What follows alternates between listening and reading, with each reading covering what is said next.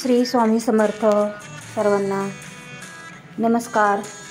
मी Pushpa homemade रेसिपीमध्ये तुमचे सर्वांचे मनापासून स्वागत। आज मी एक नवीन रेसिपी बनवणार आहे। रेसिपी बघण्यासाठी व्हिडिओला लाईक करा, सबस्क्राईब करा, शेअर करा, छान असे कमेंट्स करा। मी आज थालीपीठ बनवण्यासाठी साहित्य घेतलेले आहे। बेसन पीठ, बाजरीचे पीठ, लसूण, थोडे गव्हाचे पीठ, जिऱ्याची पूड, ओवा, मीठ, लाल मिरची पावडर आणि हिंग पावडर असे सर्व साहित्य मी घेतलेले आहे। कोथिंबीर व्यवस्थित असे साफ करून स्वच्छ धुवून कापून घेतलेली आहे। त्यामध्ये सर्वात आधी गव्हाचे पीठ, त्यानंतर बाजरीचे पीठ आणि बेसन पीठ मिक्स करून घेणार आहे। त्यानंतर लसूण कुटून घेतलेला होता मी, तो लसूण टाकलेला आहे। जिरा पावडर,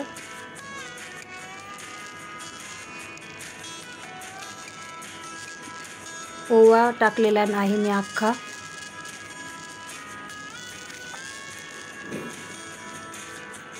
थोडी हळद, थोडा हिंग,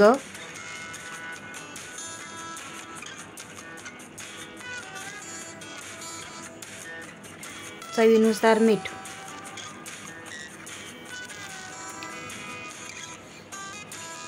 आणि मिरची कुटून घेतलेली होती मिरची। हे सर्व साहित्य एकत्र करून घ्यायचे। त्यामध्ये तुम्ही बारीक कांदा कापून टाकला तरी चालेल, कांद्याने पण चव छान लागते। हे बघा सर्व असं एक जीव झालेला आहे। मी तवा तापवण्यासाठी ठेवलेला आहे। छान असा तवा तापलेला आहे। त्यावरती थोडे तेल लावून घेणार आहे आणि हाताने थालीपीठ थापून घेतलेले आहे। हाताला थोडे थोडे पाणी लावायचे, त्यामुळे हाताला चटका बसत नाही। गॅस थोडा कमी करायचा। छान असे थालीपीठ शिजू द्यायचे।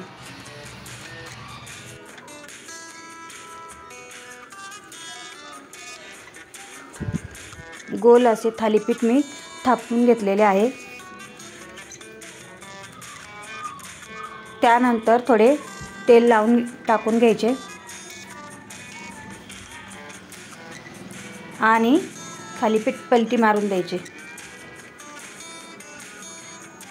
व्यवस्थित असे थालीपीठ शिजण्यासाठी मी थालीपीठला 3-4 छिद्रे पाडून घेणार आहे आणि त्या छिद्र्यांमध्ये थोडे थोडे तेल टाकून घेणार आहे।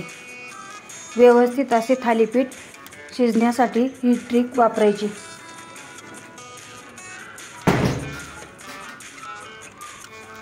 छान असे थालीपीठ शिजलेले आहे।